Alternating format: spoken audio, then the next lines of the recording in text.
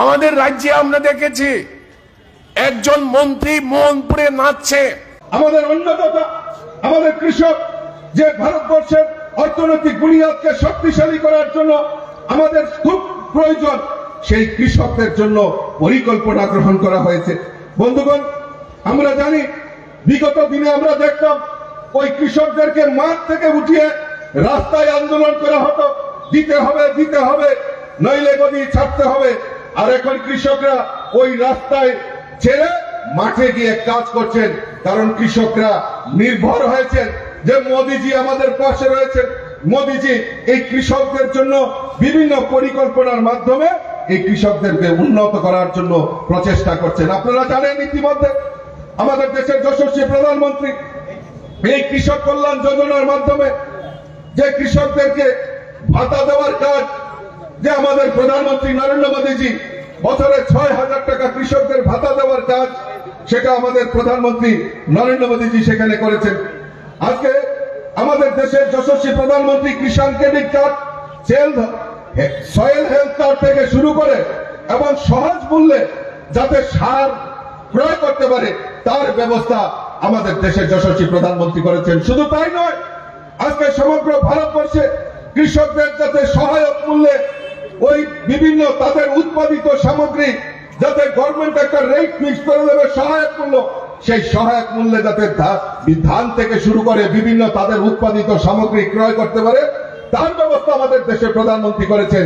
তাই কৃষকরা আজকে আত্মনির্ভর হয়েছে, তাদের আত্মবিশ্বাস ফিরে এসছে, যেটা মোদীজি আমাদের পাশে রয়েছে, কেন্দ্রীয় সরকার আমাদের পাশে রয়েছে, রাজ্য সরকার আমাদের পাশে রয়েছে।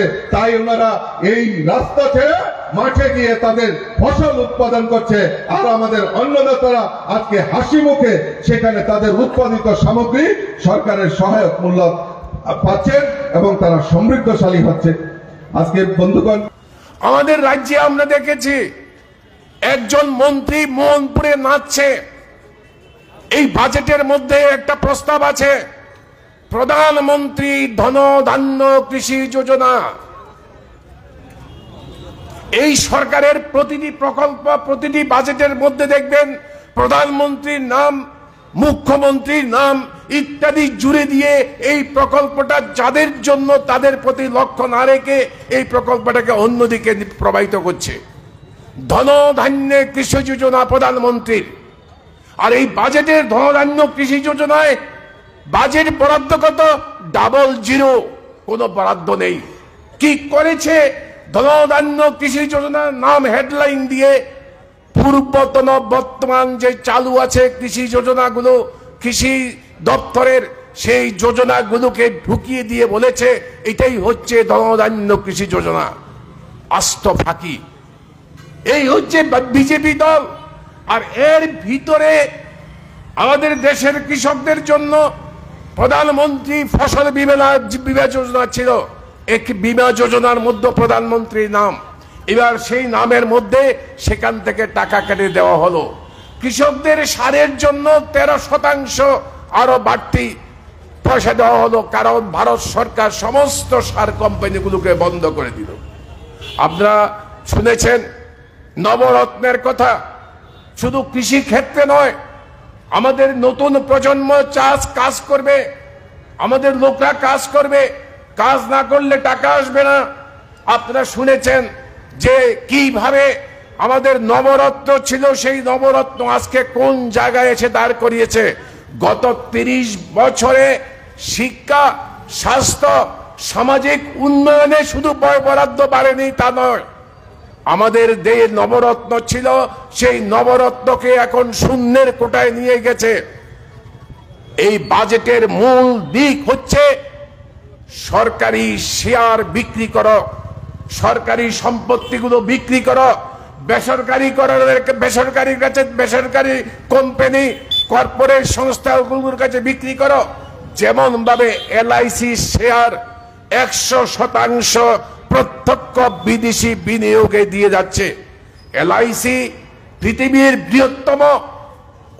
দ্বিতীয় বৃহত্তম একটি সংস্থা, যারা ব্যবসা করে এই সেক্টরের মধ্যে, যারা আয় করে সে আয়ের অংশ আমাদের দেশের রেল, আমাদের দেশের রাস্তাঘাট, আমাদের দেশের গরিব মানুষের ঘর, আমাদের দেশের স্বাস্থ্য খাতে ভারত সরকারকে টাকা দেয় এবং সেখান থেকে আমাদের ব্যয় বরাদ্দ হয়।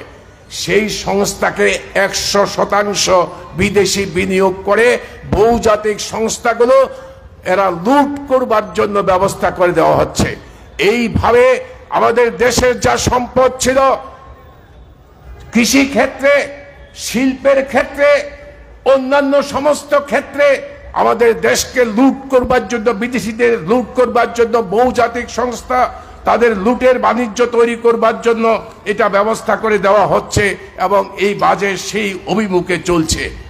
এখানে আপনারা দেখেছেন এই বাজেট যেদিন পেশ হয়েছে তারপর দিন থেকে আমরা বামপন্থীরা, আমাদের পার্টি এবং বিভিন্ন গণসংগঠন, শ্রেণী সংগঠনগুলো আমরা মিছিল করছিলাম, এই বাজেট মানছে না, এই আমাদের প্রস্তাব তোমরা গ্রহণ করো, এদিকে কারোর নজর নেই।